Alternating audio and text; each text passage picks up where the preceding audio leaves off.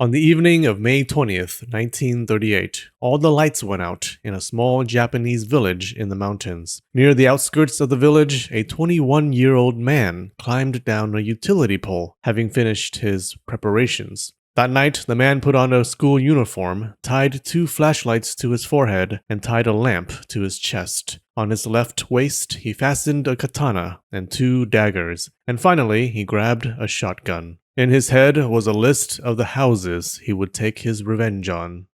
The first house was his own. While his grandmother slept, he stood over her and brought an axe down on her neck. If he cried at all, the tears didn't stay his hand. The next house he went to had the doors unlocked. Inside was a mother and 2 of her sons sleeping in a bedroom. She had welcomed him into her bed plenty of times, but lately had started to refuse him. Gossip spreads like wildfire in small communities. The villagers whispered about the young man who kept getting rejected. Was there something wrong with him? The rejection had stung, but it was the shame that burned in the killer's heart. And so he ran his katana through her and her boys.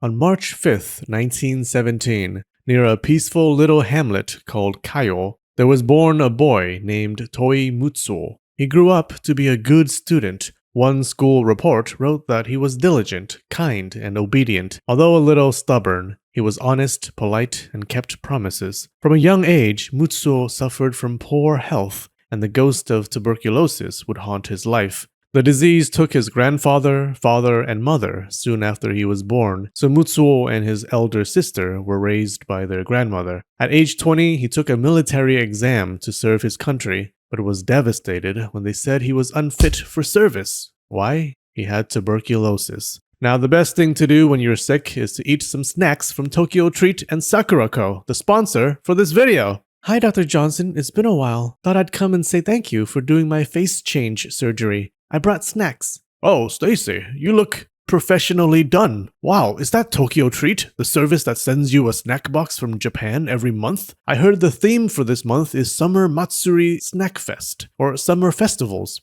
You get snacks based on Japan's summer festival foods. These chocolate orange Kit Kats are so amazing they make me want to do 10 face surgeries. And holy cannoli, is that Sakura Co., the more premium snack box service with sweet and savory treats from traditional local Japanese snack makers? The theme this month is Journey to Okinawa, with a box packed with regional snacks from the warm tropical islands of Okinawa, like a honey plum and Okinawa almond caramel cookie. It also comes with tea and a small ceramic item like this cute bowl that I can use to store my patients' faces. Glad you enjoyed it, doctor. Now die. Bang. Wait, why? You're the reason I had to kill my parents. You often shoot before asking questions, don't you? Are you denying it? You staged that murder attempt on my family to scare us into buying your discount face change surgeries. We all thought our family was dead, but turns out we just changed our faces and entered the hitman industry to look for the people who tried to kill us. But I killed my own parents. I didn't recognize their faces. Oh no, this is all my fault. I shouldn't have kept this from you, but I was just trying to protect you from the truth. Stacy, your parents were bad people. I secretly recorded them. I have hours of tapes. They saw some YouTube shorts about the booming hitman industry and wanted in on the money. They killed my wife and daughter, so yes, I ordered the hit on them. But I told the hitman to spare you. Your parents were going to sell you off anyway to get some quick startup cash for their hitman business. They killed so many. You remind me of my daughter. I just wanted to protect you. Shoot me if you want, but I don't regret it. Okay. Bang, bang. I shot your hands. You can't practice this wicked surgery anymore. But don't worry. I'll feed you the snacks and take care of you. You are a good man. Thank you for telling me the truth. Click on the link in the description and use code Linfamy to get a discount on your first snack box now. They're great as gifts, too. The killer approached the third house. This one was also unlocked. In one room slept Tome, the 43-year-old wife of the homeowner. The killer had also been intimate with this woman many times, but lately she had been spreading rumors that he would not stop pestering her for sex. She just wanted him to leave her alone. He pointed the barrel at her stomach and pulled the trigger, killing her instantly. The shot woke everyone else in the house, the husband, their 22-year-old daughter Ryoko, and the wife's sister. The killer actually had been the daughter's lover, but she eventually married another man. He killed all three. Now, we don't know Tomei's real name or those of any of the victims. It's just a false name the news reports gave her, but giving her a name makes things clearer later on. The fourth house was the home of the family that Ryoko married into. The doors were unlocked. He walked in and murdered almost everyone. The last person alive was a 70-year-old woman, trembling and begging before him. The killer told her that he never had a grudge against her family, but since she accepted Ryoko as a daughter-in-law, he had to kill her and her family too. Then he shot her in the chest. Surprisingly, she survived to tell the tale. But it wasn't much comfort. She later said, "For the young ones to die and for me to survive, there must be no gods or Buddhas in this world." After the doctors told Toi Mutsuo he had tuberculosis, his social life deteriorated at the same rate as his lungs. It was a time when people discriminated against those with TB, especially in Mutsuo's community. The people of Kaio thought that TB was hereditary, that there was something wrong with the family line. Some even covered their mouths and noses when passing by an infected house. It was so bad that after Mutsuo's parents died, the Toi family decided not to let him become head of the family or inherit the family lands. He did get a few small fields and a house, though. It was wartime, and the Japanese government was drafting boys to feed the war machine. High scores on the military exam were proof of manliness for young men. Young ladies fell head over heels for those who received high classifications, but barely suffered a stumble for those who were unfit for service. Unfortunately for Mutsuo, he was 1, unfit for service, and 2, he had TB, and the girls just weren't into that. The villagers shunned him, and his lovers rejected him. It must have felt like the country turned its back on him. Before, Mutsuo seemed to have had a decent number of sexual partners. Was he just a beast under the sheets? Well, not necessarily. Notice how all these houses were unlocked?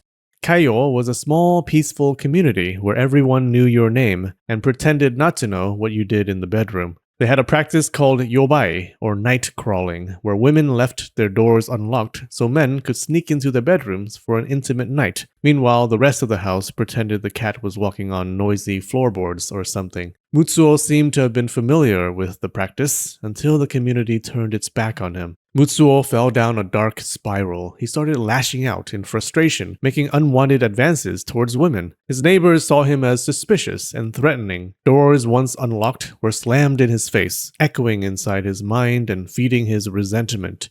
Mutsuo secured a hunting license and bought a shotgun used for hunting large animals. Every day, people heard gunshots from the mountains where Mutsuo practiced shooting. He even walked around the neighborhood at night carrying the shotgun, which really didn't improve his image among the village folk. Even Mutsuo's relatives began to mutter, and they warned his grandmother to keep an eye on him. Something's up with that boy. Turns out they might have been right, because one day she caught him adding some kind of powder into her soup. Mutsuo claimed it was medicine, and Grandma was like, "Oh, okay, that's fine then," and called the police. Good thing she did, because they searched the house and found a stash of weapons. They confiscated a shotgun, a katana, some short swords, and a few daggers. Turns out he mortgaged his house and fields to buy the weapons. Mutsuo's gun license was revoked, but he didn't get into further trouble. This didn't deter Mutsuo. It only made him more careful. He secretly bought new weapons from acquaintances. He reportedly told a friend that since he was going to die of TB anyway, he would do something even more notorious than Abe Sada. Who was Abe Sada? She was a geisha and prostitute who strangled her lover, cut off his penis and balls, then carried them around with her in a magazine. A great role model for an aspiring serial killer.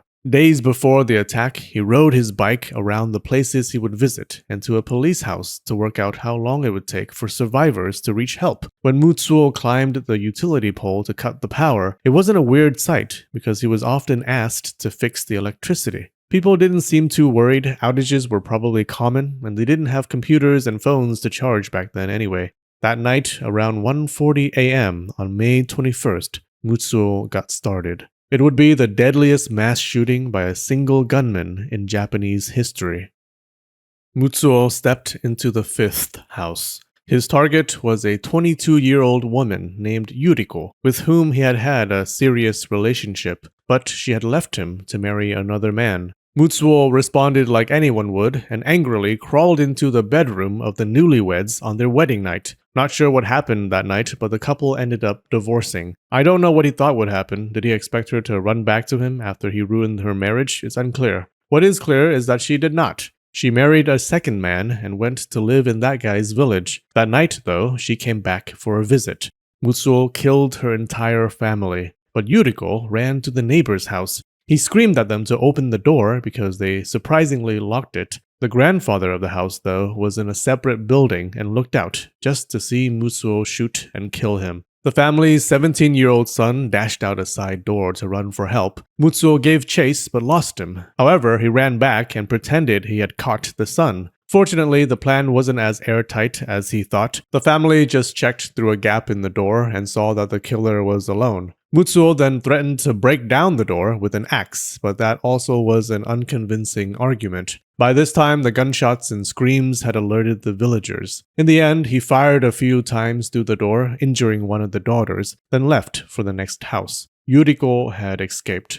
For the rest of the night, Mutsuo went after the women who rejected him. He did spare a few people who didn't spread rumors about him, but for the most part, he didn't seem too bothered killing those who had nothing to do with his suffering. Most of the attacks happened in Kaio, but the final house he visited was 2 kilometers away in the neighboring hamlet of Sakamoto. The whole nightmare happened in an hour and a half. 30 people died, the youngest being 4 years old. The mountain communities of Kaio and Sakamoto reside in what is now Tsuyama City. People call the tragedy the Tsuyama Massacre. At the time, Kaio had a population of 111. 28 of the victims died in Kaio. That many deaths anywhere is a tragedy, but that many deaths in Kaio just ruined the community. This is only part 1 of the story. Mutsuo left behind 3 detailed letters about his motivations that really give you a glimpse into his mind. In part 2, we'll go through them and talk about what happened to Toi Mutsuo in the end. You can click here once the video is out. We have a new emperor on Patreon today, Angry Mina. Do not mess with her. We also have some regular patrons. Angie's dope. She sure is. Mark Pengriffin, Minamoto no Joffrey, nice name, and Just JJ. Thank you so much, you guys. Alright, I love you, and spread the knowledge.